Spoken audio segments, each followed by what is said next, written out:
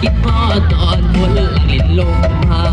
บนตกฟ้าน้องน้องเรียบเข้าหา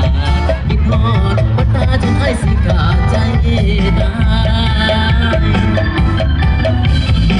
ไอ้จากไปหัวใจเฝ้าห่วงคิดน้ำห่วงห่วงบอกให้ดีผู้ใด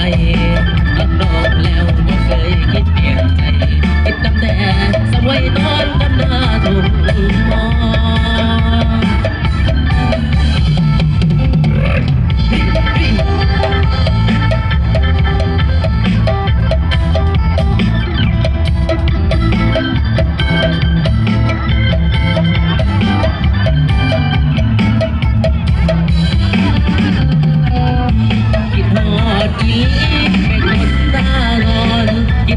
ตอนฝนไหลลงมา